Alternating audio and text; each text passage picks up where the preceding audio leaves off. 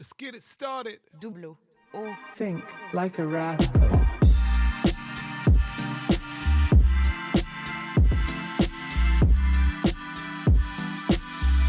What up, world? This is Think Like a Rapper, the podcast, back with your boy Double O, and we have a returning champion today. He is what I often consider the one of the real innovators of digital video content in the hip-hop space for people that maybe felt like they were not being catered to. I'm sure he has a very diverse and very large age group, but I think for a generation that he is from, his content is extremely necessary and allowed for what I think is a lot of the digital content that's come with rappers becoming podcast runners and just a lot of these YouTube video commenting guys. His name is Justin Hunte. He is the company man, and he is here to let us know how the hell we can make money in 2020 on digital media, because he's been doing it for a minute. No, that's always my personal thing. But thank you for being back on. Oh man, thanks for having me again, man. This is dope, man. I appreciate the intro. No problem. No, I do. I mean, when we talked about it in the first podcast, and if anybody wants to check that out, just go to thinklikearapper.com and you can go. I think he's in the second or third episode of the original incarnation of this. But you really saw a hole and saw what the transition from the blog space to the next social media iterative space would be, and were able to kind of make that leap before a lot of people did. And I think that it's extremely important that we, celebrate that and also follow your lead, because you clearly know what's going on and trying to figure out what happens sort of next. Yeah, I think, I talked to a lot of students, and I was talking to a student yesterday, and he asked my advice as a journalist, and he was trying to figure out how to spend most of his time and he wanted to know how I looked at the space. I've been saying this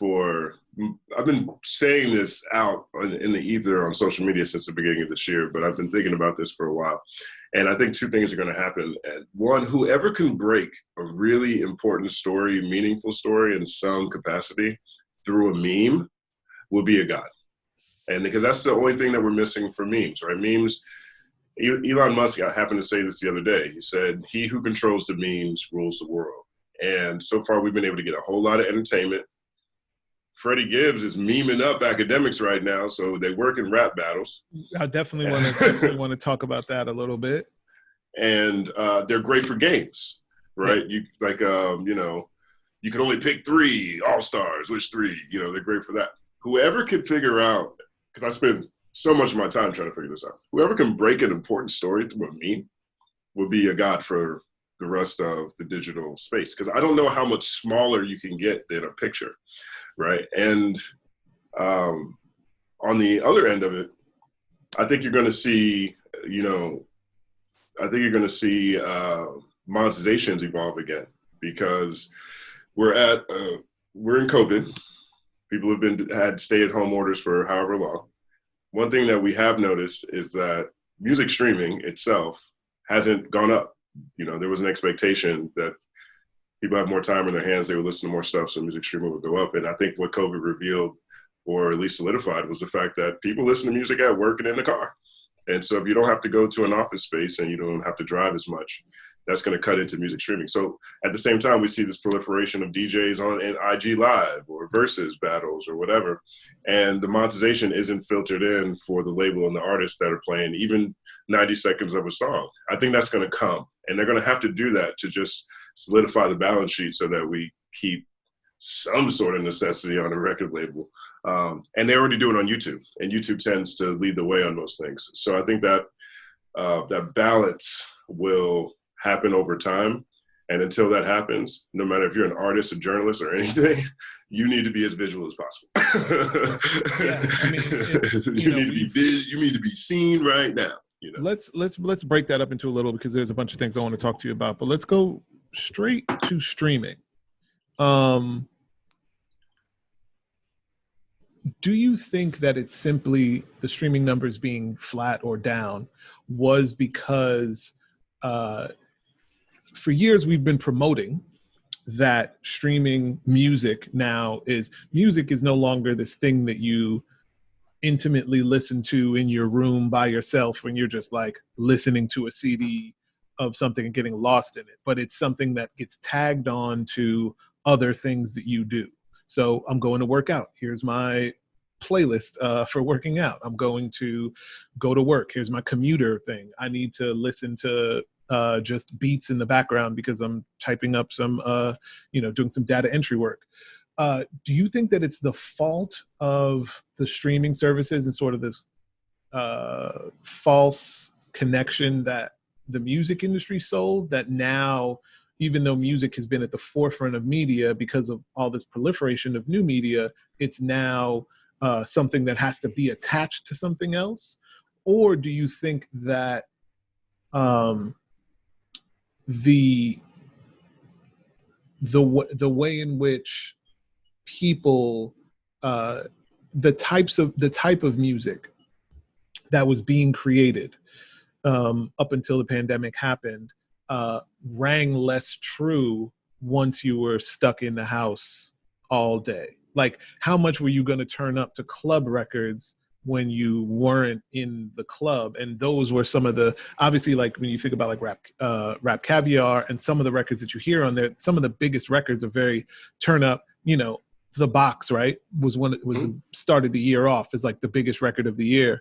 But yeah, once you're just sitting at home and you got a stay at home order, like how many times can you actually listen to, Roddy Ricch The Box? I like that song. No, it's not. I'm joking with you. Because that's the thing that's so funny to me about media. As soon as you sound remotely critical of something, all of a sudden you're a hater. I get it. It's art, and everybody's, sensitive about their creations, and I think that's, an honorable place to be perfectly honest. But I think that what more than, I personally think that more than the type of music that tends to be most popular, I think pop is just going to be the most popular. I think that the way we categorize a lot of music is misnomered, right? Yeah. We say pop for the white type songs, and even no matter how popular black songs get, they never seem to get the same pop tag, when I think a lot of them really should. And I saw, take Drake, for example. He released a project during stay-at-home orders, and he's king number one. And I think he got to 2 or 4 at his highest. Right now, he's at 8, I think. But which is a big dip if you consider that, right? If you're usually number one regardless of what you release for at least a couple of weeks on streaming platforms, right? And now, but you don't have a music that's necessarily even touches on certain kind of topics, and you can see it. He's still one of the top selling artists. I say this as a compliment. Like, he's still one of the top selling artists, but you can see that there's a softness there in his market in certain environments. I think these environments tend to be such outliers that I'm sure most companies don't even plan or strategize for them. Yeah. Now they might have to, because we're in a new world. We don't know what post-COVID is really going to look like. I think my biggest takeaway, more so than, how much partying are really people doing? Because I feel like there's a lot of house parties, and I feel like a lot of places in the South never closed, so there's certain places where I think, people are partying. But what this has shown me more than anything else is how you can have a number one song on any platform or all platforms or on any chart, and people don't even notice it. Like, it doesn't even cut into the ether. Like, this is the first time when you have a number one song and you don't hear it anywhere. So it's hard for the industry to hype itself up, or for artists to hype themselves up for their success, than it is for a song to actually make an impact on the population. Take Trolls, for example, with Nicki Minaj and 6ix9ine. Haven't heard it. I just heard it 3 days ago. Right. You were like, I got to go listen to this just because? No, look, I don't spend a lot of my time. I generally know Nicki Minaj's music. I generally know 6ix9ine's music. I know all the things that created their continued buzz in their audience. And just for personal things that I've been working on or professional things I've been working on, I haven't had a chance to really go explore it. Right? Yeah. But this song is so huge, I never hear it. Most people I talk to, and a lot of people in the industry, only heard it once, if that. And we're not in those places where we can get that osmosis feeling for, oh, this is what the streets are talking about. This is what the DJs are spinning. You know, that song, once Nicki got added to that song, that's when the radio jumped up, their media base jumped up. I saw them at fourth most added one week, which is a lot for 6ix9ine. And so, you know, there's clearly DJs spinning it, but I didn't feel the weight of that. And the weight of it, I felt without it being about the song, which is something that happens a while. And I thought maybe this is in a vacuum, but Lil Baby was way up there. And he had a protest song that did incredibly well in the charts. Yeah. And, you know, so there's people that are streaming it a whole lot, but you don't feel the weight of it. You know, there's what rock band came back and got a #1 last week? I can't even think about it. You don't feel the same way without having society around it. And I think that, to me, shows the softness of the overall music industry model. Okay, you're basically having an inside baseball #1 that is very difficult to make an impact in the real world. But, you know, and maybe it doesn't matter as much as these. Yeah, I mean, isn't that, though, part of, I think, this recognition of the larger human toll, right, that this whole thing is taken, which is like, all of these things happen, the way in which we interact, it's so necessary that it is socially intertwined. And when you pull that out of the equation, like you said, you know, there are songs that the first time I would have heard them, if I didn't actively have to play them to DJ, might be at like an H&M or like, you know, Urban Outfitters, or at the bar with someone else playing them. And now you don't get those experiences. But I do find it interesting is that music hasn't gone away, right? People are still playing music. There's a ton of DJs that are digital, you know, that are coming online, learning OBS and figuring out how to stream live. Yeah. But what they're choosing to play is very different. You know, they're playing the biggest DJs that are being sort of touted and talked about right now, and some of the biggest guys that are, you know, that are scaling really quickly on places like Twitch or even Instagram Live, and Versus, it's a nostalgia, it's a familiarity play. It is not and it's a slightly older one, you know, which I find interesting, because you know, the argument could also be made, can always be made, that the internet is supposed to be, and hip hop and urban music in general is this, you know, the domain of youth. But now all of a sudden you have, when it comes to brass tacks and when it comes to music, the music itself is right now being dictated by an older generation. You know, I mean, you 100% have millions of people watching 6ix9ine go live on IG, but that is much more of a meme generation, right? Much more of a, it's not connected to the music in the same way. And I do find that interesting, that the music that you have, think about some of the things that, you know, I haven't seen many people talk about that, and I'd love to get your take on this, but, you know, some of these records that were released because of the quarantine, right? Like the Usher and Little John and Ludacris record Sex Beat, or the T-Pain and Chris Brown record. You have these things that were sitting around that then were discovered on Versus. And it's just like, oh, you gotta put this thing out. Like, you gotta do this deal really quickly. And watching those things sort of innovate, yeah, it's been interesting, because I do think that what it feels like right now is no one's paying attention to new stuff coming around and coming out, right?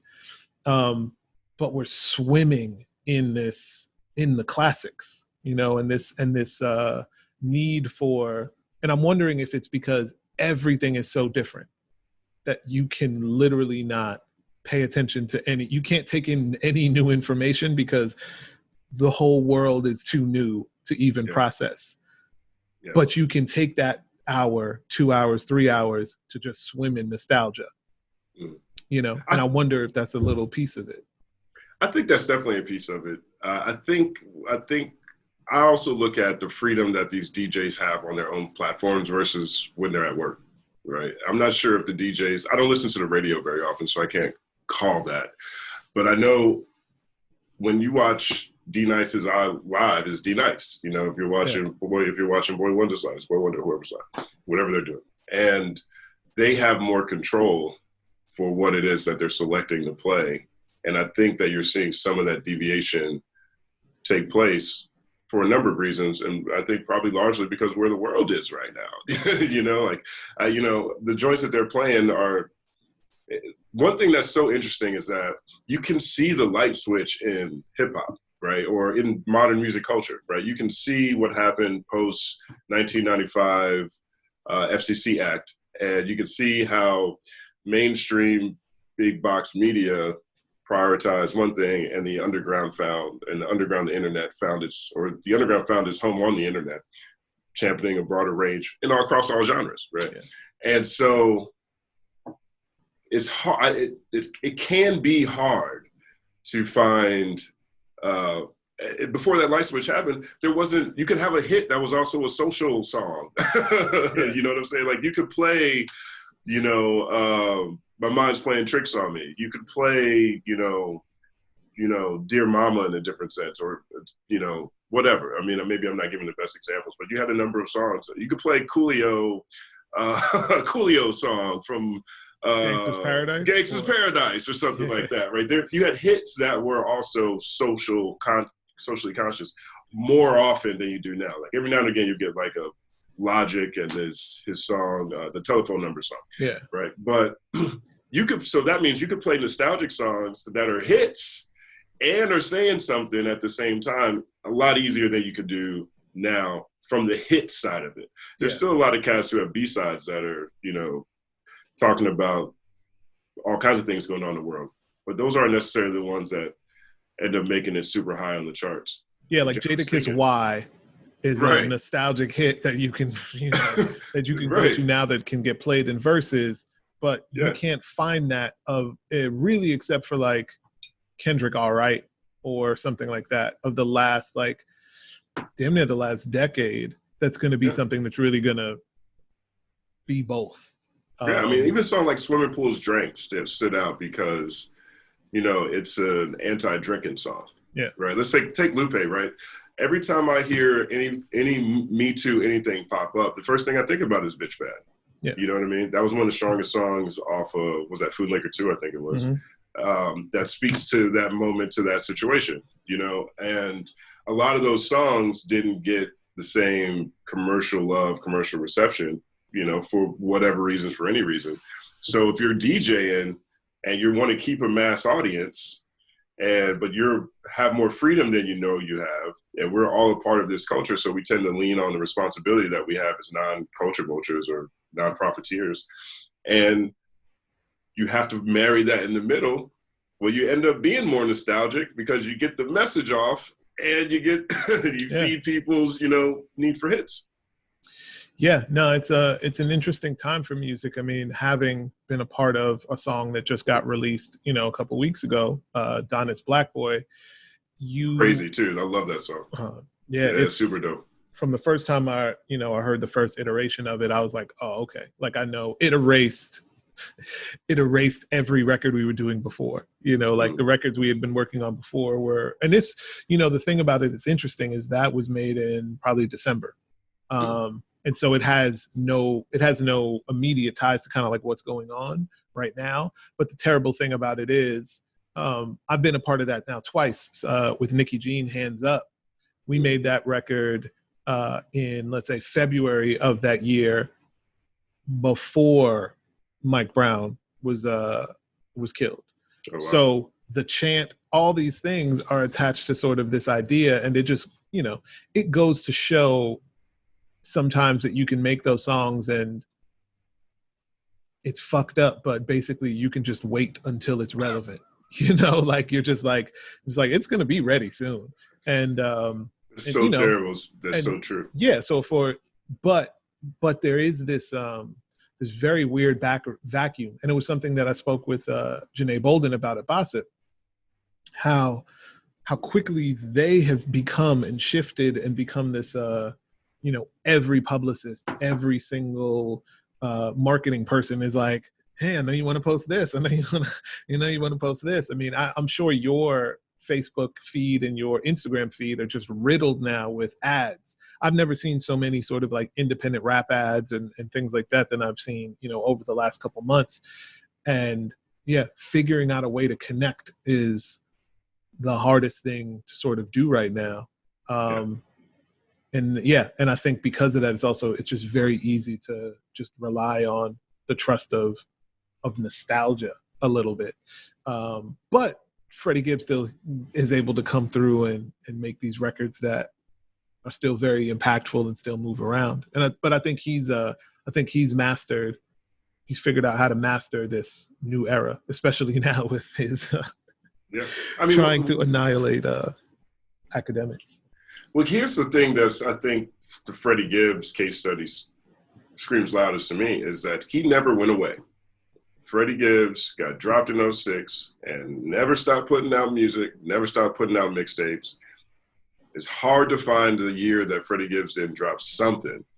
And he is super visible. He's any place you ever want to see in LA. He works with all kinds of people. He travels around and he talks to his audience, right? I mean, that is a pretty basic playbook, right? You just hang around and you talk to people forever, and no matter what you're doing, they're going to show up and support you. You know what I mean? Like, you look at Alfredo Bandana. I love the Currency project, the project he did with Currency the year before Fetty.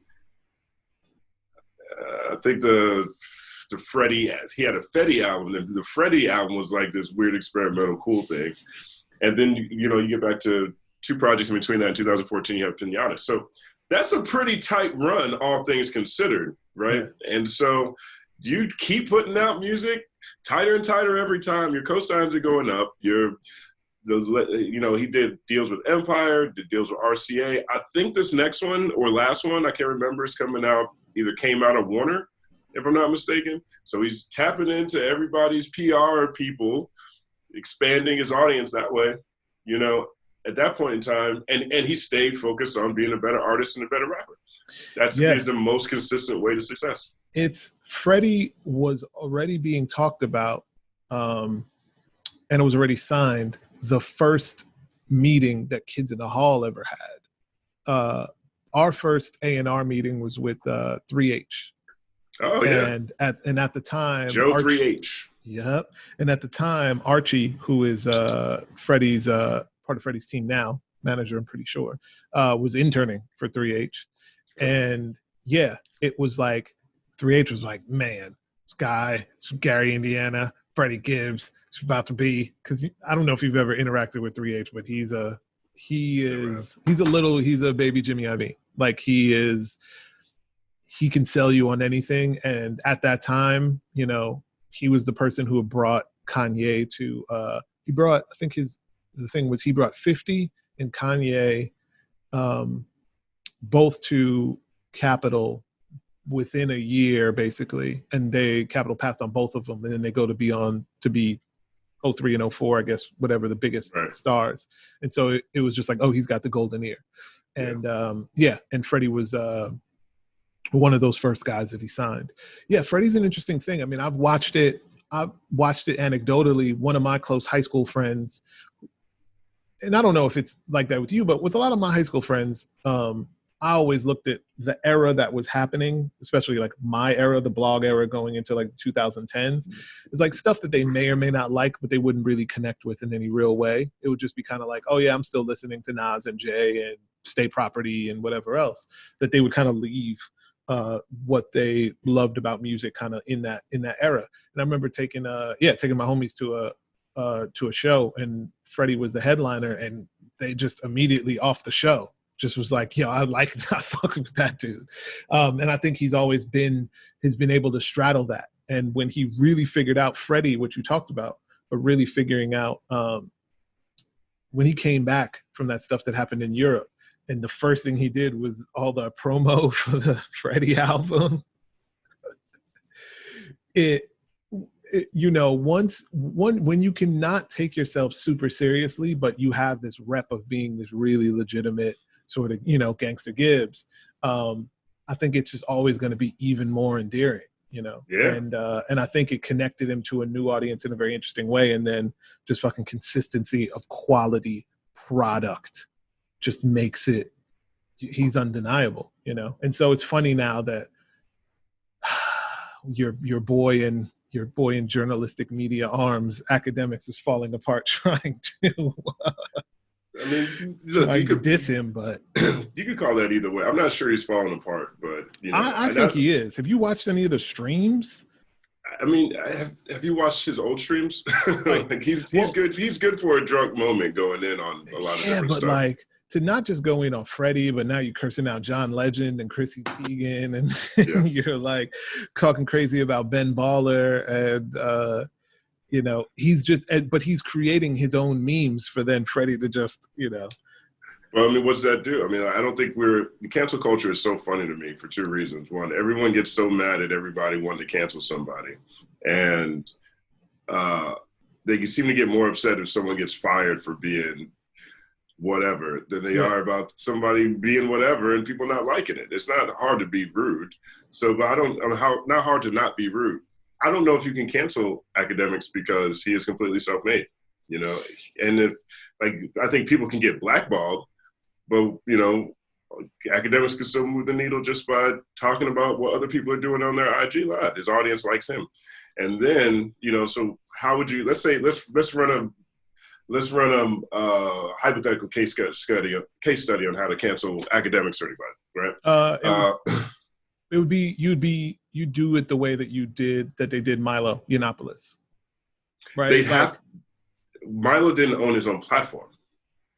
Very true. But you can shut if the platforms decided, if they decided to deplatform him, right, for whatever reason. Not that it would happen, but if you were to take out, all of a sudden you can't catch him on Complex Network anymore. And then all of a sudden his Twitter gets shut down because he said some wild shit. Like it comes out that Bad Baby tweet that he said was hacked was legit, right? So then they just ban him. It's gonna be, sure, he'll be able to kind of like move along. He's not gonna go from zero to broke, but the way in which he interacts with the larger media space changes drastically. And I think that in that way, you may not be able to actually just cancel someone, but you feel like you can dampen it enough where people just pay even less and even less and even less attention. And then it's just like, there's going to be those diehards. There's going to be those people who are just in the mix. But academics is in the space now where Adam is live, or like he's got so many sons, right? He's created this wave of all these sort of like hip hop gossip, talking behind B-roll video channels. Any of them could catch a wave on the algorithm, and all of a sudden he's not really popping on YouTube like that either. And then it's just then he's just on Twitch in a way that's, So I don't know. I don't know. I mean, I think the only way, I don't see him getting deplatformed. What is everybody going to snitch to Google? Oh man, he's to Google demonetize him. Maybe. I think that he's still going to get some artists are still going to DM him on the side. 100%. Give him information. So if you want to cut that out, you'd have to have a bunch of artists DM him wrong information at the same time about stuff. So you'd have to lose somebody's credibility that way. I think Complex is actually, to me, might be in jeopardy. I have no knowledge of this at all, but if I'm John Legend and this dude on Everyday Struggle is talking about my wife that way, I might have to go to Kanye and Kid Cudi, which has created the whole platform, basically. Like all of their cool points are tied directly into those two guys, and be like, not sure I'm going to be talking to you guys or interacting with a publication as you continue to fund and pay for someone who's disrespecting a good music family in a very blunt way. I could see that going away. But then all of a sudden, I could see him going to 6ix9ine and being like, yo, you know, I need you to hit up Complex, so we're not talking to them anymore. 6ix9ine is a big, big draw right now. You know what I mean? And so, I mean, their biggest, probably most successful podcast is about 6ix9ine. Do you think that lasts? No, it never lasts. But I think that his, not from a music standpoint, but I think his brand will always be there, 100%. Mm-hmm. Yeah, you know. I mean, look at 50 Cent. Nobody cares about 50 songs. True. I mean, but 50's not a pedophile. At least but 50 is also talented in the musically inclined way. Like, say what you want about. Let's be real. Like, 6ix9ine songs are not gonna truly last unless they're these hits written by somebody else and he happens to be able to really pull off. Like, he is just the meme. He's the Donald Trump of rap right now. And there's a segment of let's be real, there's a segment of the hip hop fan base, unfortunately, that is probably voted for Trump, is as they're so countercultural. That's what attracted them to hip hop, that they're now even countercultural to hip hop. Sure. And want to want to keep this narrative of being so they're anti everything, even the thing that they supposedly love. And so I think that's what keeps him around right now. I think music is subjective, so I can't say how good someone is versus someone else in two different eras. I think that the music he makes fills a void that's not commercially viable anyplace else. If I want to hear something that sounds like Onyx, he's really the only guy for me to go to. You know, not to say he's the only one, but he's, the only one on the charts that's like that. So I think that's advantageous for him. I think the universe, the world that he's built around him, which has been so important for Lupe, right? Creating the whole Food and Liquor series, the idea of the Law and Change with, being the water rebirth being similar to Michael Young history, all that stuff added to the lore for his fans. The same thing with MF Doom right behind me. Mm-hmm. All that lore that came behind that. I'm an original. Bone Thugs and Harmony was my first favorite group of all time. They had all that. 6ix9ine has that. If you look at all of his songs, the tracks, the name of his songs is keyed in on an audience. If you look at, the pattern of his IG lives, a lot of them do take a XXXTentacion kind of, inspiration in terms of how he mixes up the crazy stuff with the, more substantive stuff to his people. As a as a face or as a representation of anything, he looks like someone who keeps overcoming. Right now, whether or not, that makes it easier to look past some of his obvious shortcomings as a human being. A lot of times that draws people in. So I'm not so sure that he would lose anything. I think he could probably stop making music and still have a pretty big hold on his base. Now, he might lose his cover, he might lose his label. Those people might not rock with him. But what does blackballing really look like for academics or 6ix9ine when they're able to, they create their thing on their own? Yeah, they can circumvent. They can circumvent the spaces because they are the platform, and the platform hopefully goes with them. But that is, if there is anything positive that happens in the conversations about them, that is probably the strongest thing, right? That is the word for everybody to know that that's the only way to future-proof yourself. I think that that's a really important takeaway from both of them. For better or worse, you build that thing that is a direct conversation between you and a fan base, and you know that as well. And you stand for something. That's the other thing too. I think that there's a stance that they don't pussyfoot around whatever the subject is. They're either on the right side of it or they're on the wrong side of it. And you're going to find fans on either side. You're going to find people who agree with you on either side. And once that stance is solidified, I think it is we are media especially is in such, and this even goes back to, to make a little jump, but this goes back to what Dave Chappelle was talking about in the 846 special, which is like, you guys are here because you trust me, right? I think even if people are saying some dumb shit, but they're so they are so staunch in their stance on that you're going to get people that agree with that, even if and it may be in this time much more necessary to be very solid in your opinions and suffer whatever wrath happens. But at the same time, you're also going to have, because of scale, because of the way that the world is now, you're going to be able to also find a bunch of people that agree with what you believe in.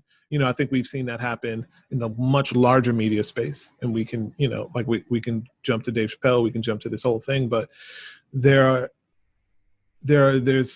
I don't know how much you know about like the intellectual dark web and like the world of like Jordan Peterson and the Brett and Eric Weinstein, but just even like, these were people that they felt like they needed to push back against something that was happening. They didn't find themselves really being very right wing in any other way other than it's like, no, I don't believe in this very specific thing. But by doing that, it galvanizes this whole base of people who also agreed. They just didn't realize that they also believe in all this other fuck shit. But then they're getting adopted by the larger sort of right wing media space.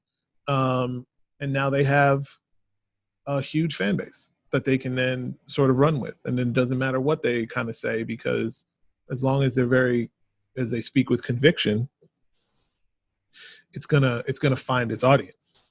And I think sometimes that's basically what we're experiencing in hip hop with these people. Sometimes it doesn't benefit you to sort of like play the industry politics, when you're speaking to a fan base.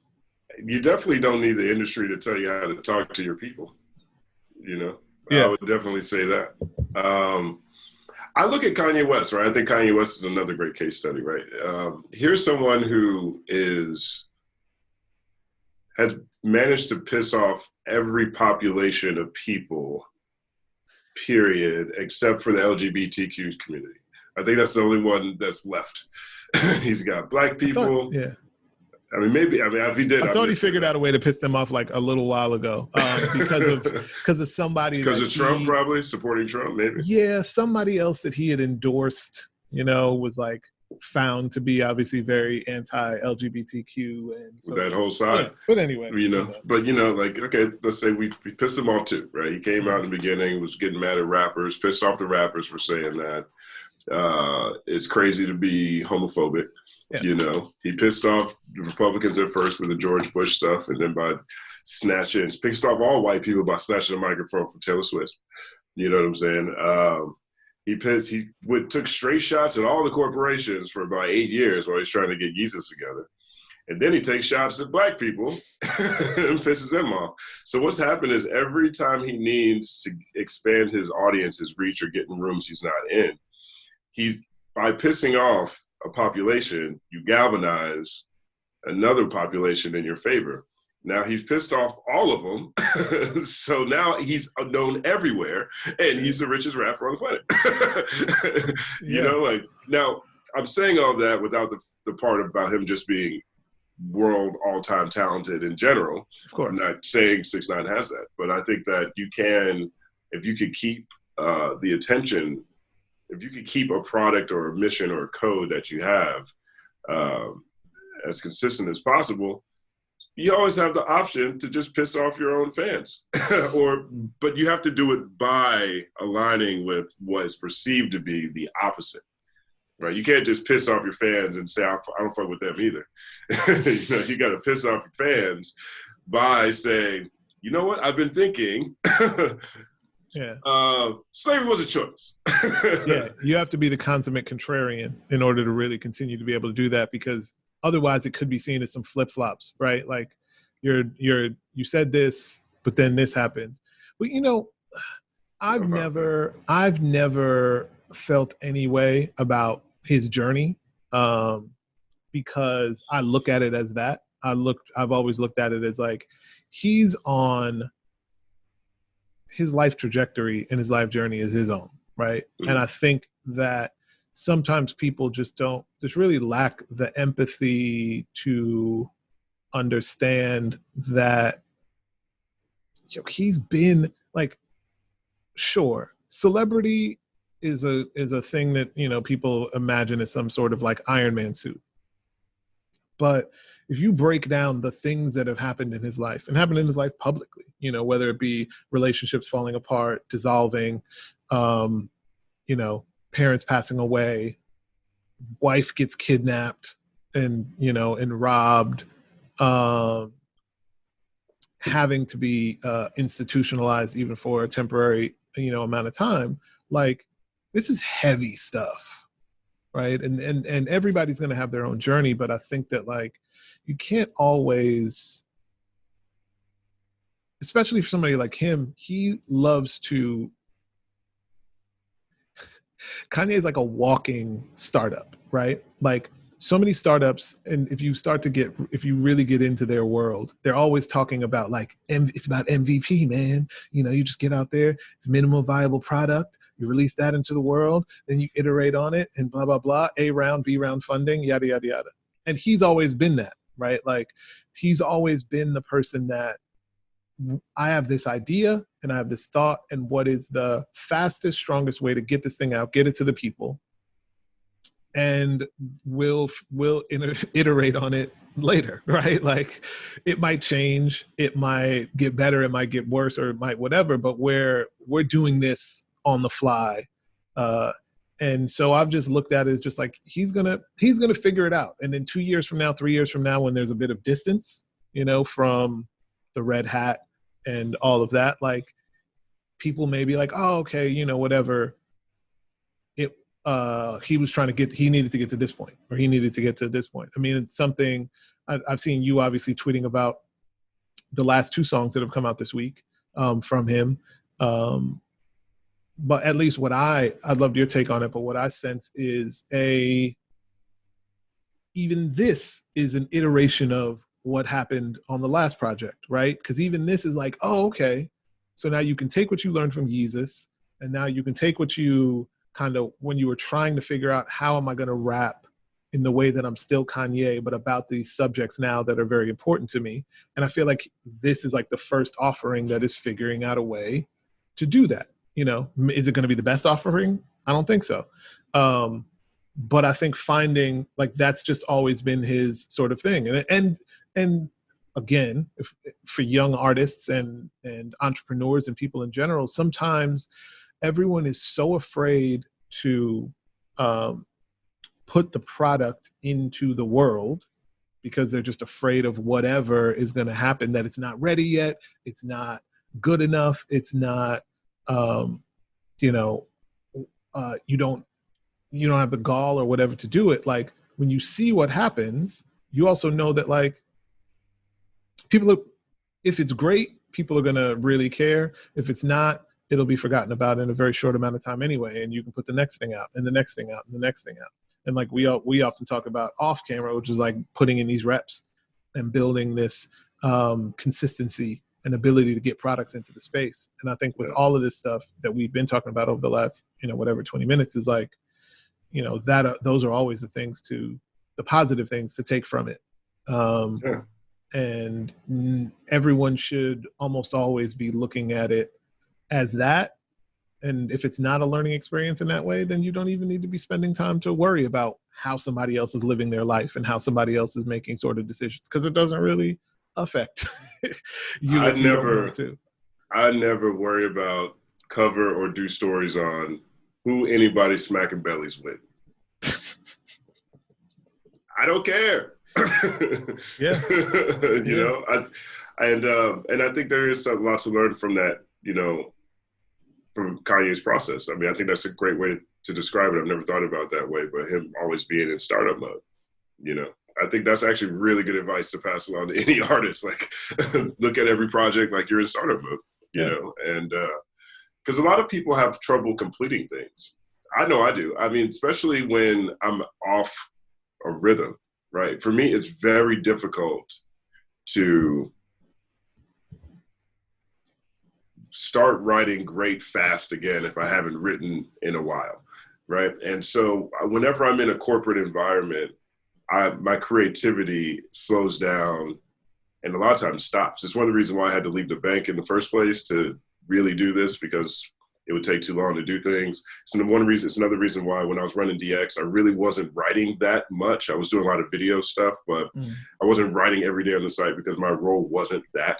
Yeah. You know, my role was the management side, the talent scouting side, the business development side, like a lot of administrative managerial type stuff. And so my pen was slowing down there. But then my best rhythm ever happened immediately after, or after I left the bank. Best rhythm ever all the way up until I got the DX gig over those 3 years. And then my best rhythm ever after I left DX all the way up until I joined Empire, right? And Empire was just like, it's not their fault. It was not a product of any of these organizations. It's just how my mind tends to work. Because if I'm in these organizations or if I'm in new environments, I put myself there for the learning part of it, and I need to be as present as possible. And so a lot of times I haven't digested whatever it is that's happening. And for someone like me who sells perspective, I'm only as valuable as what I know.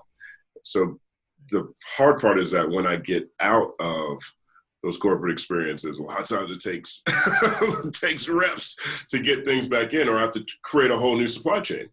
Right, that's one of the things I'm doing now. Is I'm having all these different conversations with people about different topics, and that sparks new ideas. And then I just do news on myself on what these people said in these conversations. And now there's so many of those things out there that my mind is working, and I can connect all these different conversations and make a breakdown. You know what I mean? And then now the breakdowns are written, so each of those is a piece that can go in on social. So now, you step and repeat, and now there's more attention on it. So then I can focus on the tastemaker side of things, which is, which songs I like or something like that. You've talked about this period as of refresh in a way. And so to tag it to that sort of connection, I know that you've taken a bit of a break last year.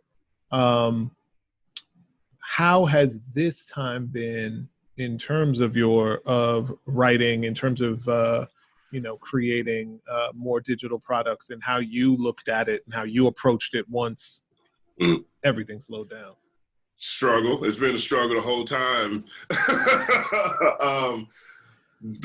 But I had a plan, and it did not work. It was not working. So my plan was just to jump back in and start doing TBDs, which is the breakdowns, which is a product that most of my audience wants most often. Like they want to break down every day. They want 15 minutes on ranking stuff, behind the scenes stuff, history stuff, social stuff. They want it every day. And I just finished writing, because I started freelancing again. I'm freelancing for Revolt. And I just spent the longest 3 days trying to write 18, two lists of 9 that shouldn't have taken that long. It was just, I felt like I was writing for the first time. So my plan was to focus on social media first, right? Get my ideas out there as fast as possible. Focus on Twitter, like not all social media, focus on something on social media, right? Yeah. So I focus on Twitter, because Twitter's the hardest. It's hardest to get engagement. It's hardest to get retweets. It's hardest to get into their ecosystem, and it's the hardest to get new followers. And so I went over there and I started engaging with the people. Anybody who engaged with me, I had real conversations with them. You know what I mean? I'm really following the trending topics, but I'm also paying attention to my timeline in a different way. So that put me in tune with what's happening in the world. Yeah. Right. I could tell you stuff that's happening in soccer. I don't care about soccer, but I know Messi just got his 700th goal. You know what I mean? I know Mario Botelli, may or may not have put out a big post about everybody going back to Africa and starting African clubs that the whole world reacted to, except for America. I can tell you about all kinds of stuff I don't really, never had an interest before, but that was just to get into the news cycle. And from there, I was like, okay, I can start writing breakdowns now. They're taking forever. Like, I'm literally not liking anything that I'm doing. And so I said, okay, well, I will now pivot and just start, one thing that people have been asking me for is a podcast. And I've never focused on that because you could take all the breakdowns that I've done, take the audio, and they're 10-minute bite-sized podcasts. Like I could make that pivot easily. But what I needed most was new information. I needed new perspectives, right? I needed to be able to connect what's happening with other people, what other people are seeing, with the experience and all the things I just learned over the 2 years I was with Empire. And so, so I just started calling people on the phone, not even recording them, just calling people on the phone and doing FaceTimes and just having long talks with people. And then I decided I was going to start doing that with and recording them, you know, and around that time, that's when, and in the background, this is true too, in the background, because I definitely need to get my channel active. I experimented with a couple of new ideas. I'll bring back some of those. I'll discard others. And I also have a big backlog of stuff from the All Out Show and Rude Jude that I never put up. So I just started putting up old stuff or interviews that I've done before that I never put out. This, like, literally, a lot of times I record stuff just to have stuff for later. Like, you know, and so now I'm just throwing up just different stuff. So, you know, the YouTube algorithm is checking for me again in a different kind of way. So I was just throwing up old stuff, like 2 or 3 old videos a week. While I focus on new conversations. The George Floyd things happened. You know, Immortal Technique's been a friend of mine for a long time. So he's the first person I called. I'm like, Ben, do you want to talk to people and let them know what's up? And he did in a very emphatic way. And I liked it. So then I called another friend of mine named Awkward. He's a rapper from the East Coast. He was an independent artist who he released a song. I can't think of what it's called right now. I feel so bad. But he released a song with Sean Price, a couple of the cats 10 years ago on my first radio show. And that's how we met. And so he's been fighting fascism. He's been fighting police brutality not exclusively, but consistently on the side, writing editorial pieces as a journalist on, you know, things like what happened to the guy who filmed the Eric Gardner choking. It's just all kinds of really great work. So I was like, let's just talk about that, you know? So then we had that conversation. And then around this time, I'm starting to think, man, Black people, we need to reclaim this American flag, man. And I'm like, we need to get our Dipset on. So I reached out to Jim Jones because I want to talk about that. I want to talk about Dipset's iconology. I want to talk about, you know, where those decisions came from. I want to talk about how much heat they caught when they released Diplomatic Immunity. And Jewel says, I worship the late prophet, the great Muhammad Atta, who flew the planes into World Trade, remind me when I was dealing cane, something like that. And that was a big thing.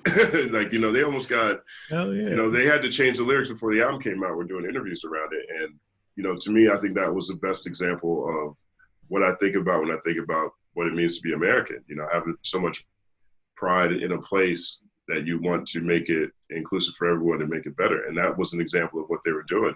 And I feel like we need to do that now. We're doing all the other things, but we still separate ourselves from the strongest symbol that connects with the most people. And, you know, to me, that's really important. So I started just having conversations, and off of that, I would just do news off myself. And now those ideas are flowing for the breakdown. So the first one will be back this week. But amazing. You had to listen for a while to get those. And essentially I had to do the same thing, right? I mean, it's, you know, what's Killer Mike saying? Plot, plan, strategize, organize, mobilize, right? So I had to do that, right? You know, like everyone else, we had to make adjustments. Yeah. But one thing that's been great, if there is an upside to COVID-19, is that people are more accessible than ever. And so, you know, you can get a lot more help, a lot longer, more substantial conversations with people just in general. And that so is one thing I hope stays. I know it won't, but there's one of the things I wish would stay for a, you know, post all of this, is that people have been very open and active and engaging in their sort of digital relationships, because that is that's the opportunities that you have, and nicer in general. And you just hope that stays. It won't, but you know, like you know, it would be awesome if it did, at least for a little bit longer. Because even with this podcast, same thing. It's been really easy to just be a little bit more looser with, like, hey, you know, are you available to do this? Because a lot of people even didn't want to do things that weren't on that were digital before. But once you take away the options, this is what they got, and they, I feel like everybody's like, I'm just going to be home anyway. Or, Yeah. But to me, it's better to me though. Like one thing I'm, not enjoying as much now is verses. I liked it better when it was just two people on IG talking junk, playing joints at their house. Now everything's looked so produced. I'm watching John Legend and Alicia Keys, and it's beautiful. It looks like it's Grammy ready, but that's not what I like about verses. I'm watching Fab and Jada. Cool. I think there's a lot of memeable moments, but that's not what I liked it when it was Babyface throwing shade and Teddy Riley couldn't get the band together. I like those moments. I just happened to be with one of the partners of Versus this past weekend. And we were talking about that a little bit and talking about the kind of like, what I was telling him is what I think was amazing about Versus is you got this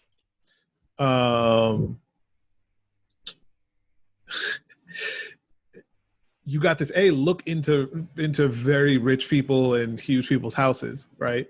But then you also got this connection of like, oh, their internet's terrible too. Or they're like, they don't know how to even use this stuff. Like they don't, I think the joy of the Verses in the beginning was a peek into, it's partially about the celebration, but it's also a little bit of like a peek into the life and lifestyle of that person. Cause you're getting like, oh, they chose to put themselves in that part of the house and like, or, oh, they, how prepared really were they? Or damn,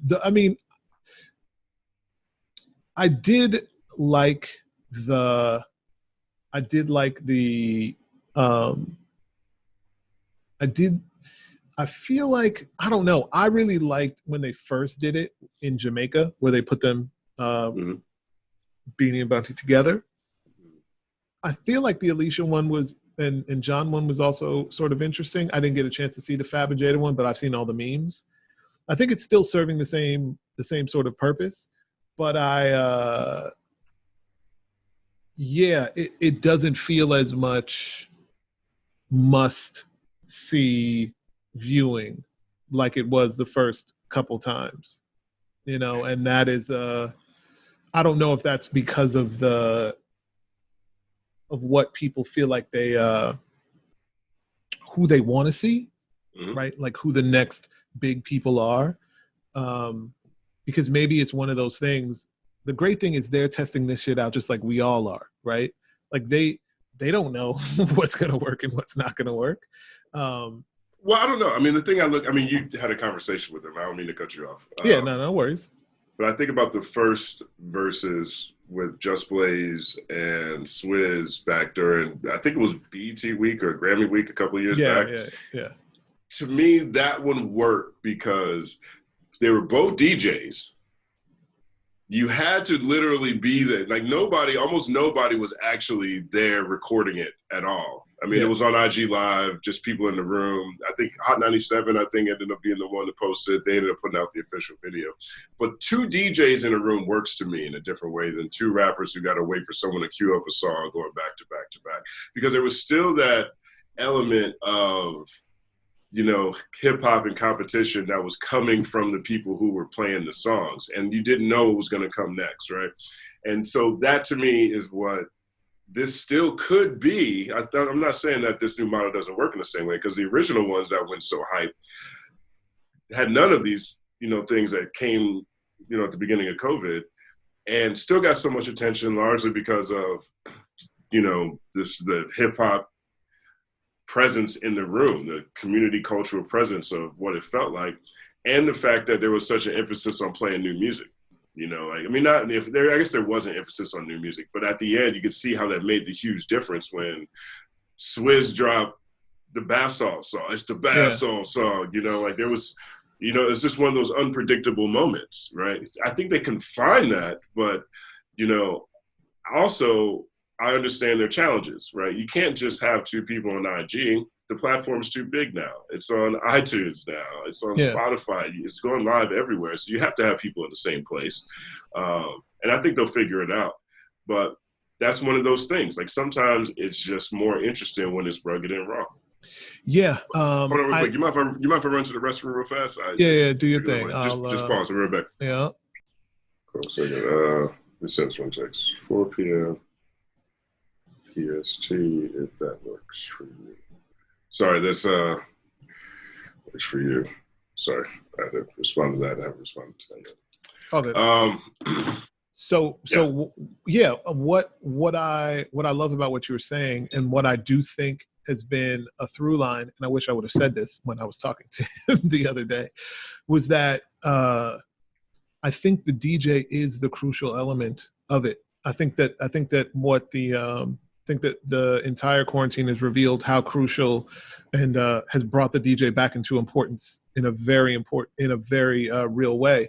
But as it relates to Versus specifically, every person that has won, in my opinion, has won because they approached it like a DJ and not like a person just sort of playing songs, right? You had it's more apparent when the other person is not a DJ, right? Like Erykah Badu, yeah, she might have won anyway. People will argue that, but I feel like she really like crushed well because she knew exactly how to really drop these records in a very important way. Ludacris, when it came to Nelly, it's just like he approached this from the DJ space. He knew exactly kind of where to come from. So I do agree with you. I think that there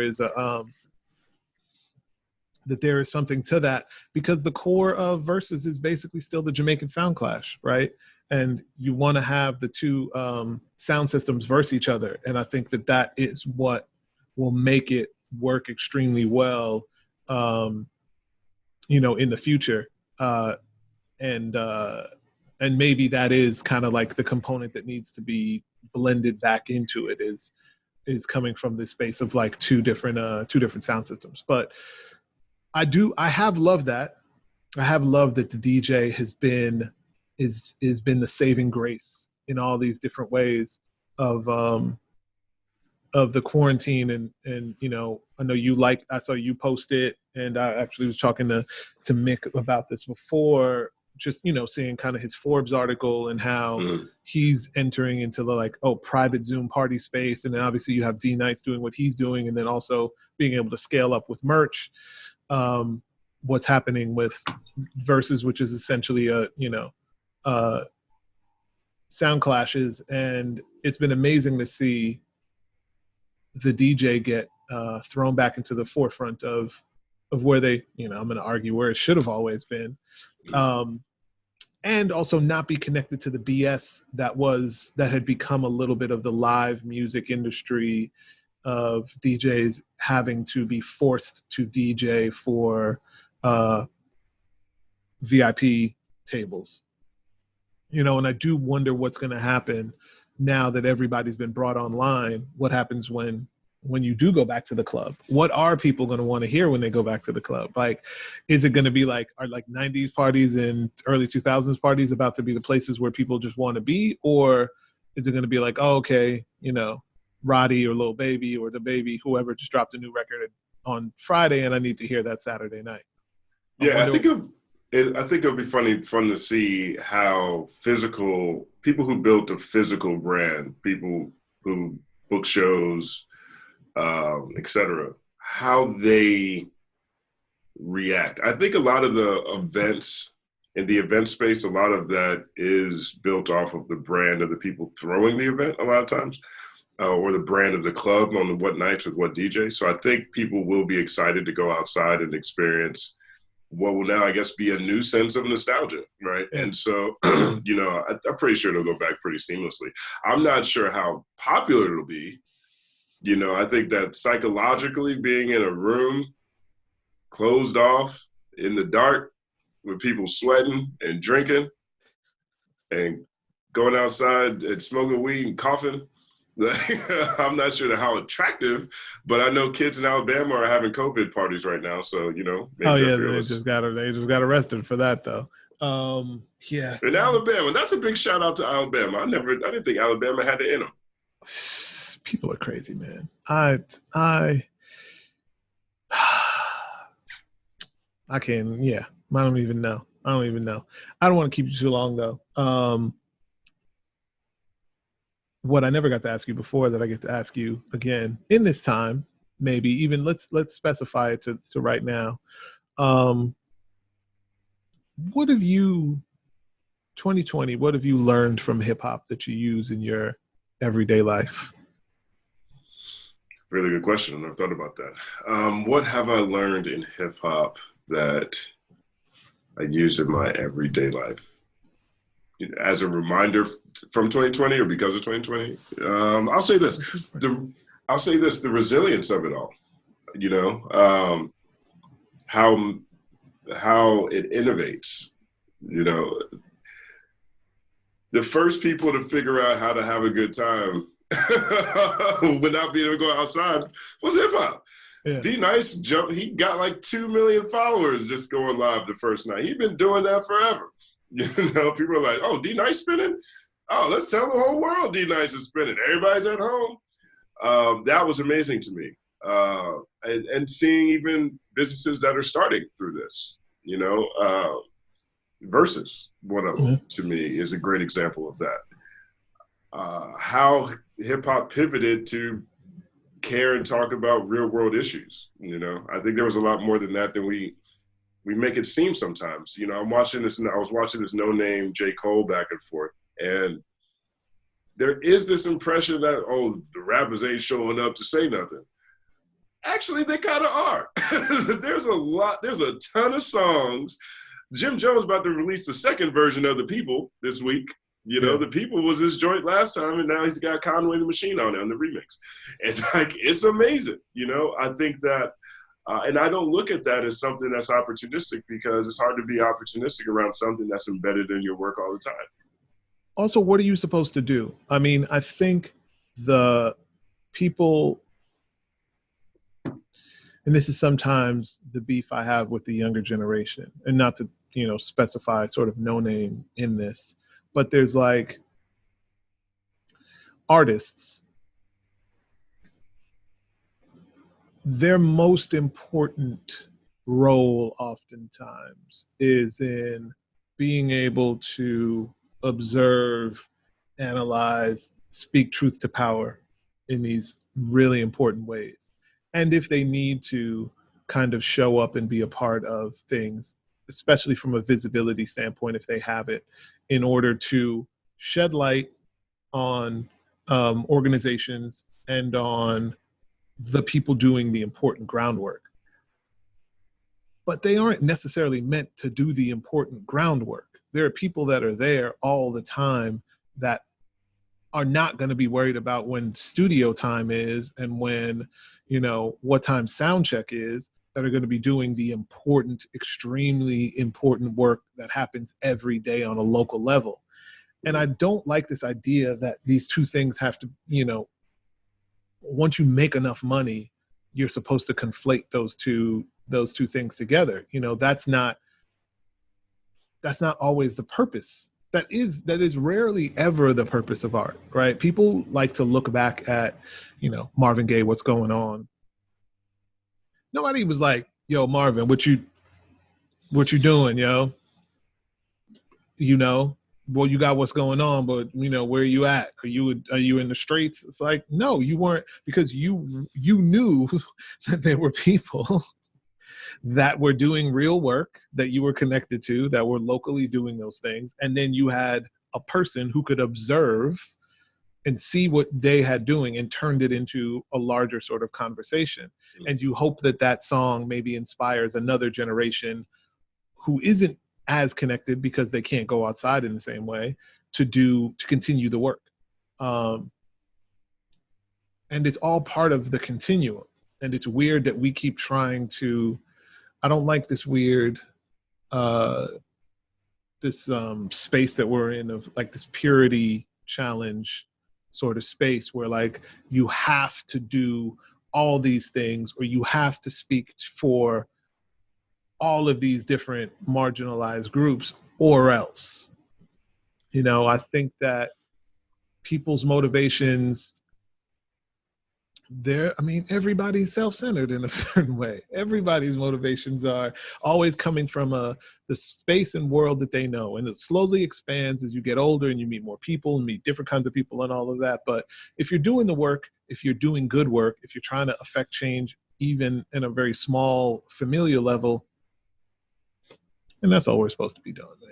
I don't know. The larger argument between those two to me was rang a little false and very much of ego on both sides.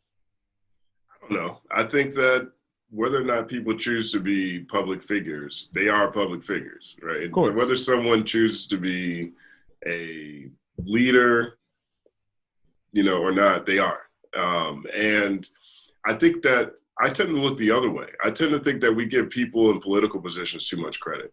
Like, these people in Congress aren't anybody special. There's some random guy who owns a fast food chain and got a whole bunch of homies to support him. You know 100%. What I mean? Like, and so, you know, we tend to look at, oh, shut up and dribble. Oh, well, he's just a rapper. What do we need him to say?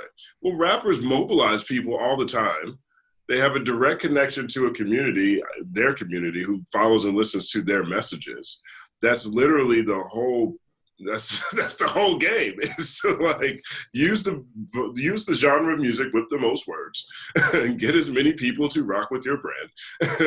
And so if you have a reluctance to that, or see that as somehow less important, interesting than a political leader, you know, that is what is more frustrating to me than anything else. Yeah, but there are people, I don't mean political leaders in the I know what you mean. You're talking structure. about, well, that's the other part. Real, game changers locally, right? Right. But here's what I mean by that. This is why I said that. Because where did this myth come from that why do we need to fix America? You need to fix your Black communities. Why aren't you guys fixing up your own stuff? Everybody knows that stuff is always happening. There's always a fundraiser. There's always some talent show to save the community center. There's always, this stuff has never gone away. And so, of course. So there's an interloping, finger pointing, blame redirecting strategy where these ideas even come from. Meaning, like, oh, well, our entertainers aren't talking about real stuff. There must not be anything happening in the communities. Or,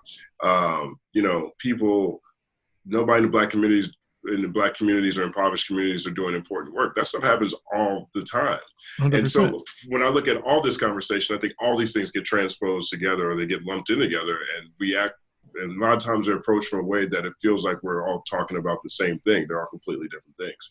And so when I hear someone say, like, well, it's not really the artist's job to be doing the groundwork, you know, I'm not even sure if that's, if that's broad enough to really encapsulate what the critique is around that artist, right? Okay, maybe they're not doing the groundwork, but people get mad when the artist doesn't talk at all, or they get mad when the artist says something they don't like, or they get mad or whatever. And so that puts the artist in a position of where they start identifying with Lil Wayne and just sitting around saying, hey man, my life matters, especially my, whatever he said. So, I agree, young men for counsel, old men for war. I agree that music is definitely the marketing arm of the social, of any social reform we want to see. But I have a disconnect with the entire conversation, because I feel like we have to look at the fact that our politicians, our political leaders, our representatives, however you want to describe them, aren't that impressive. They're less 100%. Impressive, and they have less power to mobilize than actual, artists or even people on the front lines. And we discount them, people on the front lines, by acting like they're not doing this work every day. Like this hadn't been happening in the Black community since slavery, since pre-slavery. No, we shouldn't. We should never discount them. And that's kind of what I'm saying, is that in the best case, right, the artist's job, if they are, and I see it happen all the time, being on the road with Lupe, right? We can go into a city, and they're going to be real community leaders that are fans of his, that will connect and say, hey, this is what we're doing. This is what we're doing. Like, would love for you to do X, Y, Z, or, we're doing this thing at Howard, would love for you to come and speak. And to me, that's where the exchange and value can kind of really happen. But to be like, we need you to drop everything that you're doing now and come and join this community organization and then be the face of it or whatever is, that's kind of where I'm looking at.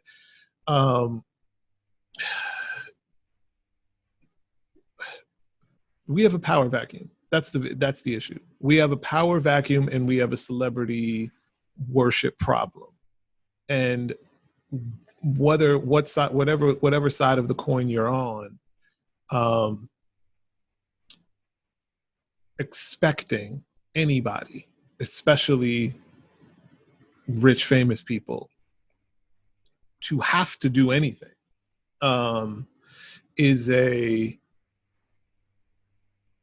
is always going to be, you're always going to be let down.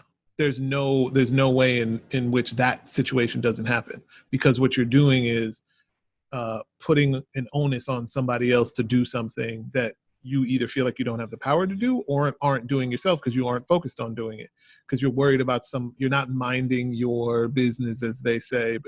You're not tending to the shit that you're trying to actually do. What I always find is that it's a much better conversation to be like, hey, I'm doing this and I've been doing this for X amount of years, X amount of whatever over here. Can you help in this way? Mm-hmm. Right?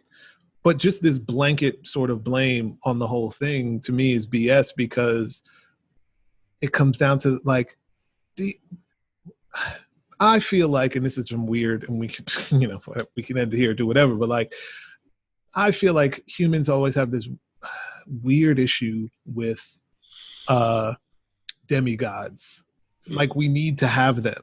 We need to have this people that are in between us and God level. And they're this weird space that we create, and we put, Beowulf there, we put Hercules there, we put Kim Kardashian there, we put, Brad Pitt there, we put all these, we always find, Muhammad Ali, the posthumously Malcolm X and Martin there. And we put these things there, we create these superhumans that it's close enough that we can aspire to try to have some sort of North Star, I guess. But then we take out all of the things that make them human and the fallibility in order to keep them up there.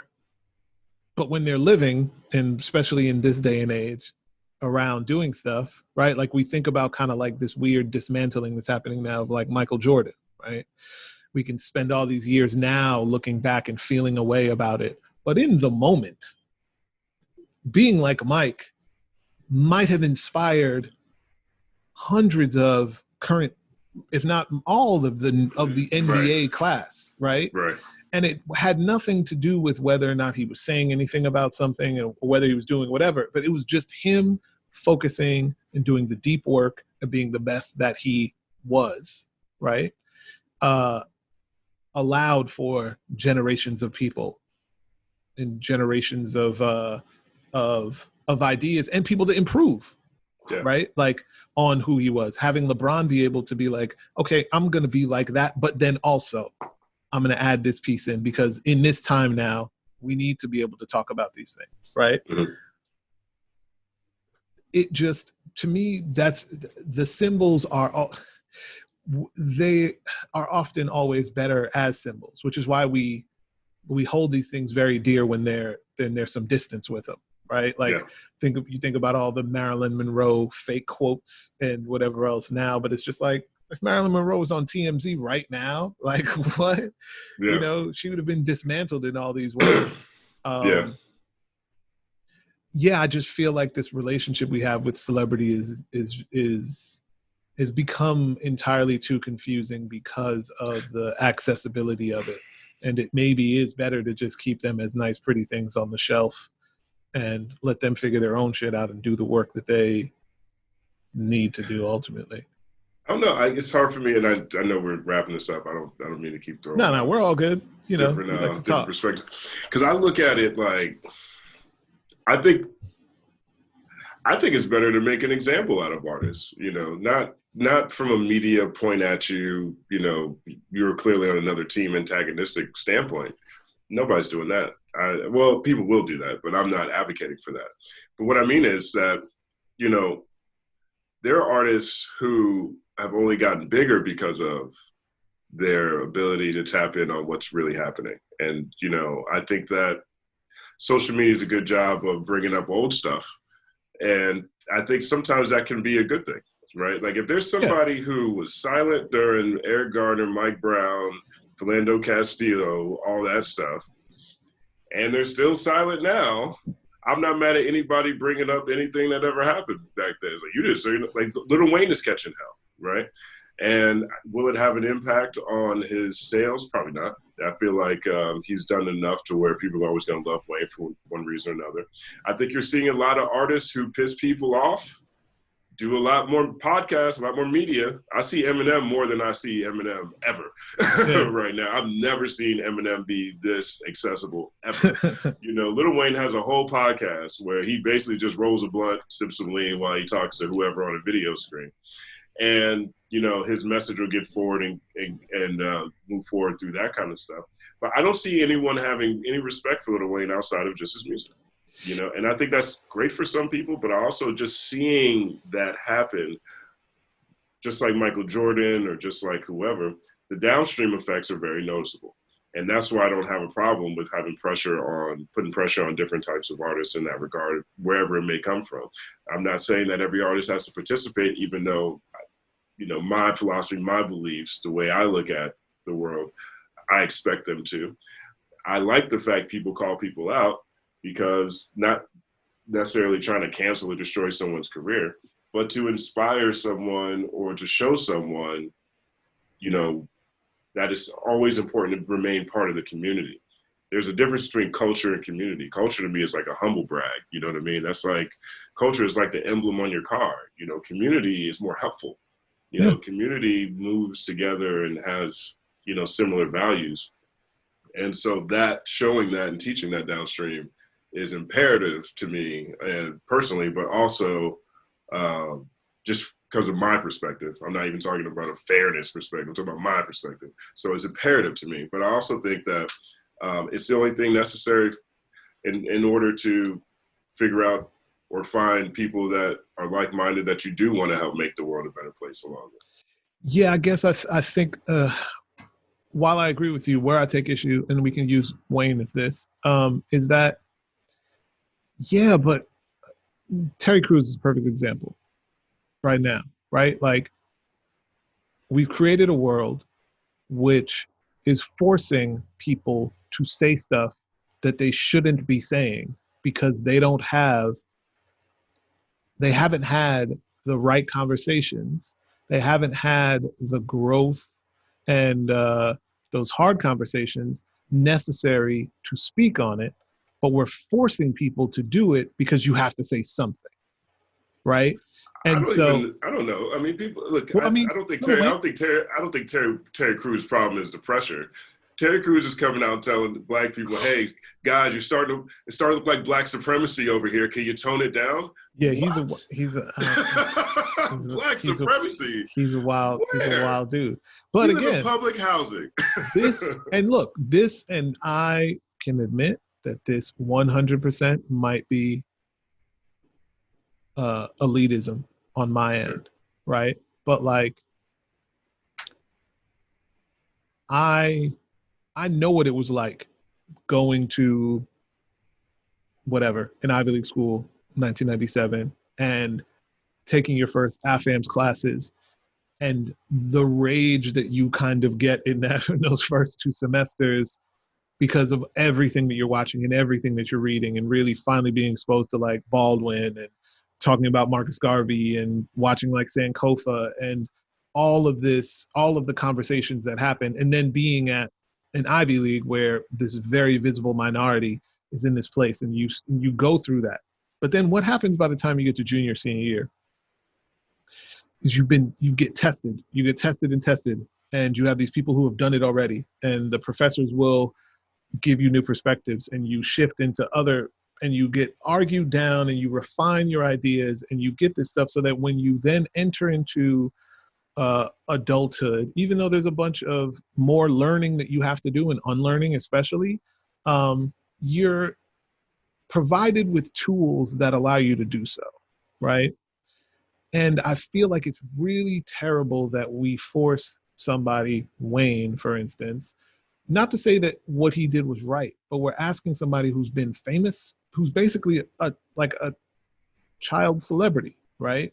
Someone who's been famous their entire life, who didn't go through, who went through terrible things and then all of a sudden goes through like the biggest successes in the world, right? Like he is much more like Justin Bieber than he's like somebody who was 17 in Magnolia Projects, like that was on, you know, who had a single mom who's really in this terrible space, right? Like he is pulled from that, and the familial structure of Cash Money allows for him to then, you know, never look back in a certain kind of way. And he might have had people around him that were like that, but I just feel like it's funny because we do two things. We still criticize Wayne for obviously the stuff that he says, but like I don't see people basically erased what Pharrell said when he was talking about the new black, right, with Oprah. I missed that. What did he say? Oh, you got to go and do the research. But there was a whole era before Mike Garner, right? It was of this weird, we're in this new black, right? Which is kind of like, I was watching this conversation that Cornel West had, and he was talking about, it was a Rolling Stone, Matt Taibbi had him on. And, you know, they were talking about, I don't know why it took me this long for it to click, but they were talking about how civil rights movement, him specifically saying the civil rights movement elevated and really helped the black bourgeoisie class, ultimately. That's who it helped. So it brought the sort of talented 10th idea and expanded it to the people that could genuinely be able to immediately participate in it, and brought them now into this new space. So now you have this black middle class, this much bigger black middle class. But there's a huge swath of the population, especially the working poor and poor that it never touched. You know, that the benefits of it never affected. And what we're seeing now is this very interesting reckoning, because the poor across the country are now like, no, we want like we need this actual change to happen now. And so I think that rappers often got caught as being a part of that, you know, that bourgeoisie class as well, right? And they're like, I'm good. So and I'm everybody that I employ and all the other people I'm around are black people, so we're all good now. Black people are doing well now. So this is the new black, right? It's basically a version of a black capitalist. And so when Mike Brown happened, and then subsequently like Eric Garner and everything that's happened since then, you watch this shift. It took a while for some people, but you watch this shift happen where it was like, oh, okay. And like I always laugh because like, yeah, he was talking literally about it was like the new black, which was essentially like some new capitalist idea of blackness that then, you know, he had to put out all right. Like, luckily Kendrick rapped a whole different song than Fab did on that, and made it the protest anthem. And then it was just like always, you know, and then he did Freedom, and like all was excused. So we also allow the loophole the other way, right? We allow people to then erase anything that they said as long as they are aligning with how we feel now. Because we need help. I think that's pretty natural. I think the light switch to me, the reason why people were able to get it is because of COVID. Because people were just sitting around. They didn't have meetings. They weren't focused on whatever. They just threw a complete wrench in the whole supply chain of everything. You know, I know for a fact there are two different CEOs of major record labels. There's only three, so you can probably guess. You're going to get one right if you guess, regardless, right? And so, who sent an email to the head, who each sent emails to the heads of their respective urban department or rap department or whatever we called it, and was like, this is what's going on outside? They've just been killing black people? Really? We've got to do something about this. How long has this been happening? Right? They literally had no idea. Like, they called out of like no pressure. It wasn't like the ground had swollen to the point where they were like, you got to do something about this. They were like, we got to do something now. Like, what can we do about this? You're a black person. This is our black division. How are we not doing something about this? Like, it just became something that achieved priority because everything slowed down. They just sitting at home and because they could pay attention. Because they could pay attention, man. That's why I call it a refresh. Yeah, and yeah, let's end it there, because I hope that in paying attention, they do and offer tangible and real changes that people need. You know, changing it from the urban department to something else is an awesome sort of gesture, but ultimately ownership and acknowledgement of these fucked up practices, I think, is the most important thing at the end of the day. And ownership is where I think everybody needs to be thinking. I think that's been ultimately, honestly, the theme of this podcast, which has been like good or bad, good or bad, whatever side of the coin you're on, ownership of your stance, ideas, and platform is the way that we all kind of have to move forward. Word up. So yeah, man, now we're going to do yours. Man. Let's